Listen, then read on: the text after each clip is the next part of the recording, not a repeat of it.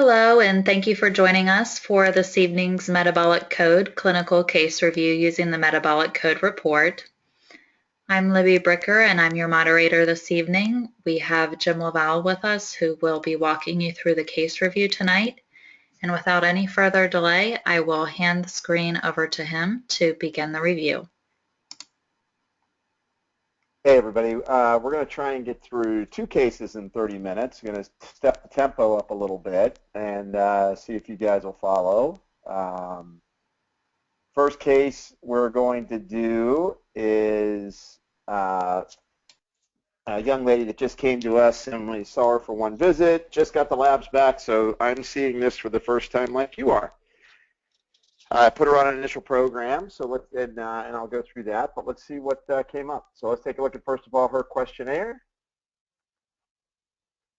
And you can see, she's 5'2", she weighs 125 pounds, female, her blood pressure is 140/64, she's got a heart rate of 76. We don't have a pH on her. Her date of birth is 12/1/90. It's kind of an overachiever. She's an engineer. She was working 2 jobs. Getting ready to get married and literally called it off within like a few days of the marriage. So she had been under a lot of stress over the last year. She had, came in with a diagnosis of Hashimoto's autoimmune thyroiditis, but she was on Nature-Throid, and she had PCOS along with her Hashimoto's thyroiditis. Not particularly. When they put up the dose on her Nature-Throid, actually, her weight popped up an extra 10 pounds. So she sought us out to see if we could help her figure it out. So as you look here, she craves foods. She definitely craves starchy foods.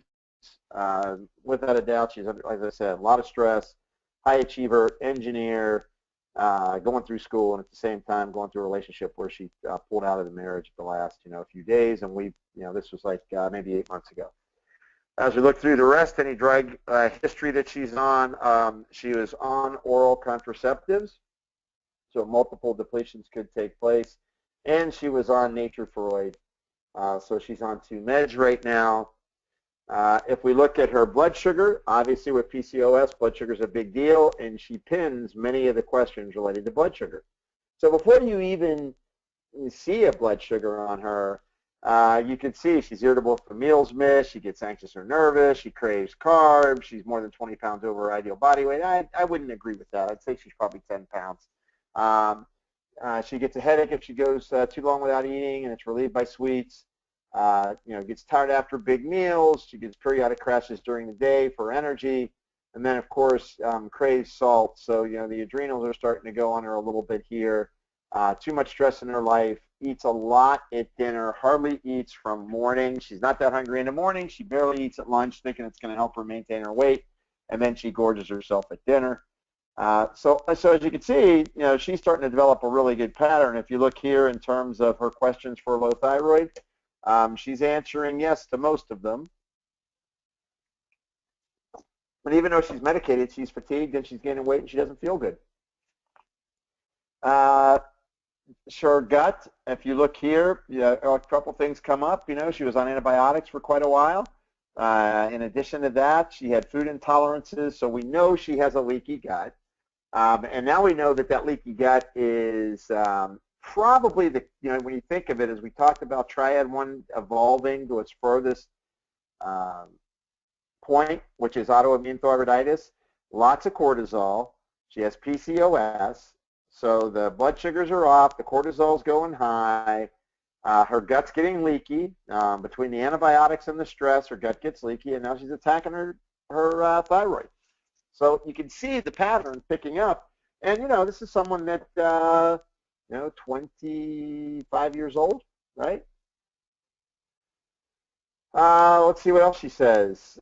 Stomach acid. Did she have stomach pain before eating? Yes. That's the only one that she answered yes to. And then here, she doesn't get enough sleep, typically between 5 and 7 hours a night. So we know that's driving her cortisol and also driving her blood glucose problems in addition to that, right? As well as her thyroid, for that matter, because her thyroid binding globulin will go up. So that little part is incredibly important.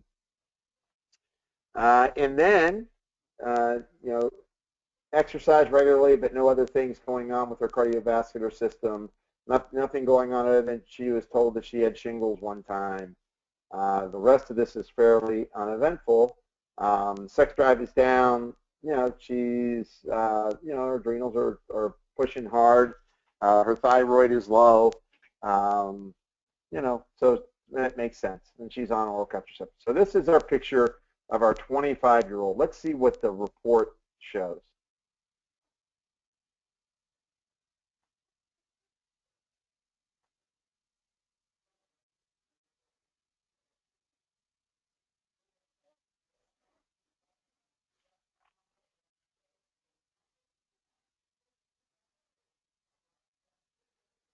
So as we would expect, I mean, the top thing that shows up is adrenal thyroid pancreas, but knowing she has autoimmune thyroiditis, you have to start working on her gut. She's going to need to have a food allergy panel done. You're going to have to work on quieting that immune function down. But if you look at her questions, they're pretty balanced between her pancreas, her adrenals, and her thyroid because she's been under tremendous stress for several years. She has autoimmune thyroiditis. And her, once again, her pancreas is their symptoms are very high, and so are her labs. So, but by far, when you add these two up, once again, the top two triads cause the biggest problems. And let's face it, here's what goes on, guys, is once you clean up these two, that's when some of these other ones will surface, whether it's our hormones or whether it's detoxification. But a lot of times we look at these lower ones and think, oh, they don't have a problem there. What it's really showing is that you've got these big areas to clean up, and then these other areas may surface based on what other labs you do as you're starting to discover what's going on with the person's chemistry. If we look at her metabolic code vitality index, it makes sense with Hashimoto's thyroiditis, food allergies, excessive stress, not sleeping enough. She's got a lot of high risk for being, fairly distant from her optimal wellness potential. And that's really what this is showing is that, the way her chemistry is right now, and I don't think any of us would disagree, if she has known food allergies, if she's already has her immune system attacking her thyroid, if she has issues with her cortisol and her blood sugar, her future vitality is pretty much at risk. I mean, I think we would all agree that there's, right now, if we had to lay bets, that she's not going to be doing real well in a lot of these areas. So let's look at her labs. Her serum cortisol was actually decent at this point, but she also has taken a lot of time to, even though she's not getting enough sleep, she said she's really dialed down her stress load. Her sodium's at 136 though, so the adrenals have been getting pushed pretty hard to the tail end of the sodium level. If you look at her free T3, she was medicated. It was, it's 6.9. Her total T3 was high. Her free T4 is trending low, and her total T4 is trending high. So this is somebody that, even though she is hypothyroid in her symptoms, she has, in general, too much thyroid hormone, and it's most likely because the receptors aren't functioning. She's being overtaxed with her medication. She's given a gland extract, which very well could be, causing more immune stress, and so that shows, significant problem. Her potassium was at 3.9, so she's spilling potassium. Her glucose fasting was 79, which was actually pretty good. So, we'll take that. Her vitamin D was incredibly low. Now, of course, we want to fix that with any autoimmune situation. And then we look at her homocysteine. It is high, trending very, very high, real close to out of bounds. That's, so once again, B12, B6, folate, and maybe even intoxication issues. Calcium was okay. Her blood pressure was fine, but her heart rate is too high and probably due to the excessive thyroid hormone she's taking. If you look at her blood pressure, to me, she's just a shade low. So, when you look at, she's right at that borderline with her cortisol because it's, with a high end of 25, 12 is at the very low end of what you accept as being okay. She's starting to crash. Nothing eventful here. Our ALP or alkaline phosphatase is, kind of trending low, but, no big deal there. And then we look here, her proteins are trending a little bit high, but, no big deal there. Let's look at her symptoms. All of her symptoms mainly go really in triad 1. So symptoms plus many of her labs. And then let's go past here and look at, well, what would you do? Well, the big thing you would do to get this person started, obviously she needs vitamin D. Let's kind of get down to here and see what we've got. Here's your potential nutrient depletion. So she needs to be on a really solid multivitamin, extra magnesium, some CoQ10, because she probably needs the extra mag because of her PCOS and her insulin receptors being a little resistant. Probably want to check her iron status just to find out where she's at because of the thyroid. But, really what you're doing here, once again, let's look at triad 1 and 2. Triad 2 is get rid of the candida, so candibactin. So if you want to use cat's claw and berberine, if you want to use olive leaf extract, there's olive leaf and grapefruit seed extract. There's 50 different products out there that you could substitute for candibactin that work. But the bottom line is you want to clean off the unfriendly flora, and then we want to add vitamin D3. Let's look at the blue ones. D3 helps with gut integrity and helps with immune regulation. And then we need magnesium, and because she's not sleeping enough, consider melatonin.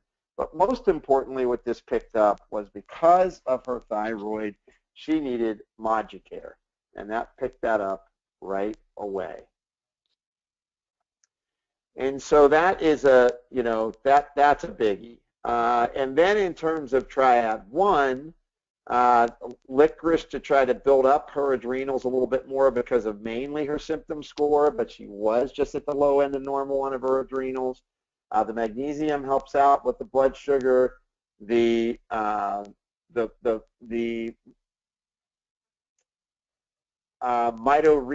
PGC1 is a kind of a carnitine product to get her thyroid firing and to get the thyroid receptors working. So it's to kind of get the thyroid receptors to open up again, because the thyroid receptors certainly are in some sort of tachyphylaxis with what she's doing. Her numbers are too high, and yet she's still feeling all the symptoms of low thyroid.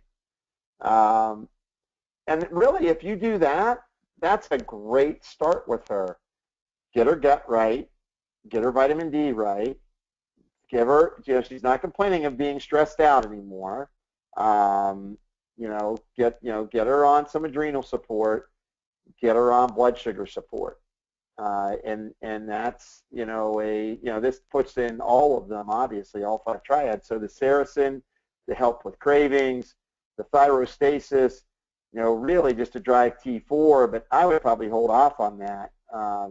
Probably just a clinical probe, just be wait and see when she's going to have to go off of her Nature-Throid. You're probably going to have to step her down with some Synthroid and some Cytomel or T3, and then the Wellness Essentials is obviously a multivitamin. It has lots of chromium in it for her blood sugar. So it's blood sugar, gut, help the adrenals, get the immune system under control. That's the Moducare. And then all these other things are things that happen in the future. So that's case 1. Maybe, and what we can do is I want to go to case 2. So while you're going to manage this for 60 days, you're going to work on her. You're going to get her on a food elimination diet, have her do the metabolic code diet. If you look here under nutrient supplement schedule, you may want to implement a food allergy panel right away because of her known autoimmune thyroiditis. Obviously, in the future, after you get her minerals repleted, you may think about testing for heavy metals. It seems as though antibiotics for acne, lots of stress in her business or in her school, the thyroid antibodies kicking up while she was still in school, in fact, that this is probably where it's all coming from. And then just, recheck thyroid hormones in 90 days. You could do 60 if you want. Recheck vitamin D, recheck her white blood cell count, and then, make sure she's doing the elimination diet. And that's it to start. pretty complex case, but really boiled it down to where you really need to go is adrenal, thyroid, pancreas, and then the gut, and then you're going to get that person to move really well.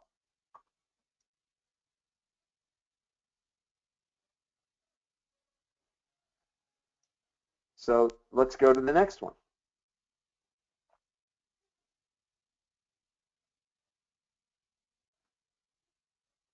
Let's go back one more and get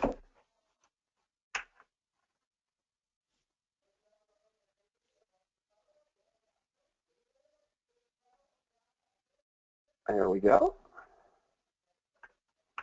Now, this particular person I haven't even seen yet. I haven't looked at any of this, so I'm going to go through it with you with brand new eyes to see what we're going to do with her. I know she's the spouse of someone that we did a workup on, supposed to be relatively healthy, but let's see what we come up with.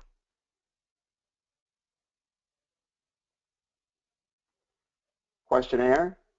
Born in '63, so basically, 52-ish. 5'4", 140 pounds. Don't have a blood pressure on her. Her heart rate's at 70. So let's take a look at her questionnaire. She knows she has food allergies.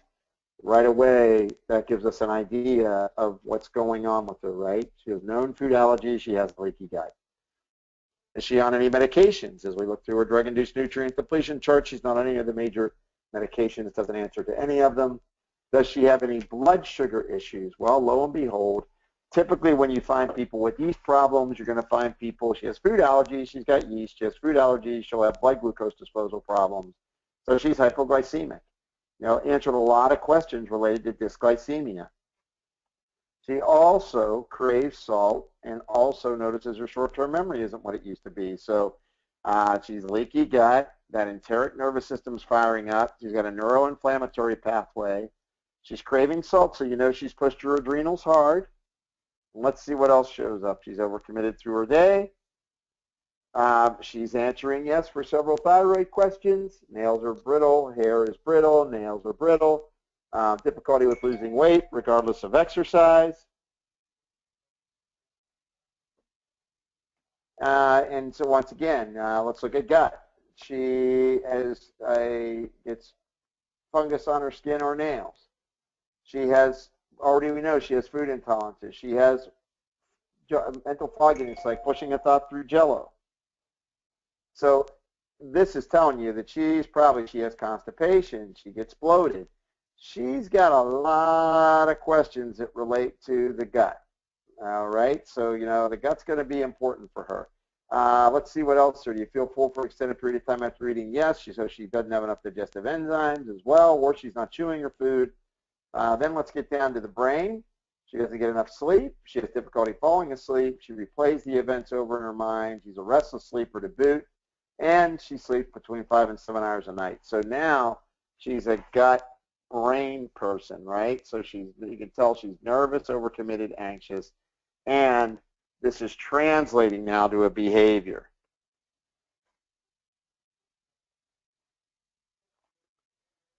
Let's see what else is going on here. Neurovascular, anything? No. Pulmonary? No. Her liver, she's intolerant to greasy foods. Okay, so the gallbladder's off a little bit. So we should just be aware of that. She has a little bit of urinary incontinence. So this could be an issue with some hormones, right? Sex drive is down, painful on intercourse due to vaginal dryness, so we know she's in an estrogen deficit, and maybe even a little bit of testosterone deficit with the other as well. And then she also has symptoms of hot flashes and mood swings.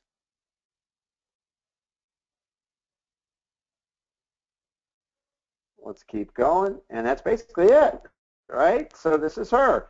Do you think we have some easy ways that we can start with this woman? I think we understand she's not sleeping. She's feeling overstressed. She can lose weight. She's got a lot of food intolerances, it sounds like, a lot of digestive distress. So we know we've been dealing with enough people with candida that you know that when you start to clean up the candida, straighten out her diet, she'll start dropping weight.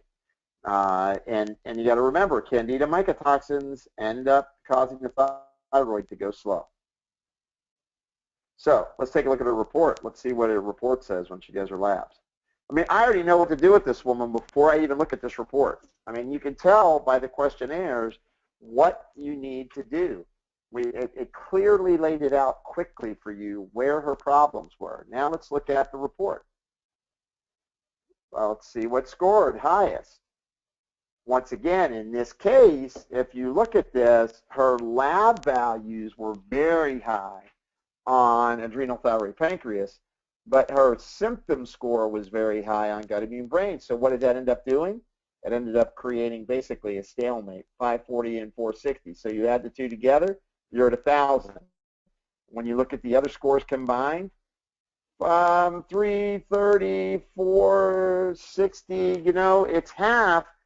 So in this kind of case, what you may choose to do is pick out, well, what other important symptoms are there to me that I would want to help this woman with? And this might be a case where you think about bioidentical hormones to help with her vaginal dryness, to help with her sex drive, to help with her bladder. All these things could be of benefit. So this may be a situation where you drop down into Triad 3 to try to get her some relief because of her menopause, giving her some real quality of life symptoms. So that's a thought, opening thought. Let's take a look at where her risks are at. Because one thing I want to show you is that despite the fact we read through this, who had more of the risk? The 25-year-old versus the 52-year-old, because the 25-year-old had this convergence of immune inflammation, autoimmunity, adrenals are pushed, blood sugars are already going with all of her symptoms and her PCOS, and her thyroid is off, right? So you got a lot of convergence of things in that 25-year-old. Here, it's not great, right? She's still at a high risk overall for a vitality index, but at least some of her stuff is in the yellow and the green. So let's take a look and see what we got. Well, her cortisol's at 12, but her DHEA is low, so her DHEA is trending low, and her cortisol is right at the tail end of being normal. Her sodium, though, is low, like we discussed on the other woman. So we know that her adrenal reserve is starting to get taxed. We look at her thyroid hormones. Her T4 is beautiful, right? Free T4, 140. But her free T3 is 2.8, so she definitely is under chronic stress, right? Look at her T3 total. Her T3 total is low, so her free is low, and she's not making any. So she's a clear case that, she's saying she's under stress, she's not getting enough sleep. Clearly we would be working on her stress axis and getting her to sleep to correct for her thyroid. And then let's look and see if there's anything else that shows up. Potassium is low. Her red blood cell magnesium is trending low, so she doesn't have enough magnesium to really run mitochondrial efficiency. And her potassium is trending low. Most likely this is someone who's insulin resistant. If we fed her something and took her blood an hour after she ate, her glucose would probably be higher. And let's look at her monocytes. Yeah, her monocytes are fine. They're a little off, but really not much. And anything else here that's of interest, nothing else, mainly symptoms. Look at that LDL particle number on her. That's just incredible, 763. You rarely see that unless somebody's on statins, and she wasn't. Her carbon dioxide is good. Her heart rate at 70, considering it wasn't a morning one, is good. I know her husband's a distance runner, kind of triathlete, so she probably does something similar maybe. I'm not sure yet. I haven't talked to her. Her hemoglobin is good. Her mean corpuscular volume is way high, as is her MCH. So she more than likely is in need of some folate, B6, and B12.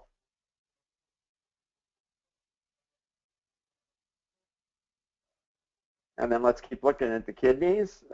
Kidney readings, beautiful, right? Her creatinine 0.91. Her GFR, though, at 65, that's trending low. So her kidneys are taking a little bit of punishment here, right? Creatinine trending a little high, GFR trending a little low. Uric acid's okay. Her proteins are fine. But this is something where it's a 65 GFR, I'd be starting her on something for her kidneys, even though her first two triads are the primary ones you have to deal with. Like make sure she's hydrating. Does she have enough glutathione? Are you supporting her glomeruli? Are you supporting her detox capacity? Because right now it's compromised. And estrone is off. Testosterone is there. I thought her progesterone was low when I reviewed her study. I know it was. It was 0.2. It didn't get in here for tonight's. But if you look at her overall scores, her scores are, these are her symptom scores. Her scores are significant, right? She's feeling a lot of this. So her gut, her short-term memory's off. She's not feeling well. Her energy's not right. Her thyroid's off, right? And you look at this, and really, her symptoms don't really rank up too differently from her symptoms plus her labs. So let's go with what we would do with her. I mean, it's arguable without knowing this particular lady for sure without interviewing her. I'm not quite sure what I would do with her, but let's see what this does. So the first thing it does is it suggests Adracet, which is an adrenal adaptogen. That makes a lot of sense. She's under a lot of stress, feeling overcommitted. And then the chasteberry and estrometab are two things for improving estrogen and improving progesterone. Now you could choose to do bioidentical hormones. She may object. I don't want to do bioidentical hormones. I want to do something natural. Okay, chasteberry and estrometab comes up. Obviously, magnesium is a must for her with her trending low mag and her glucose issues and her stress issues and not sleeping issues. The melatonin comes up. The Renopac came up for the kidneys, but once again, this would be if you decided you wanted to go there, but you could. But it tells you which product would be appropriate based on the fact her GFR is off and her creatinine was was trending as well.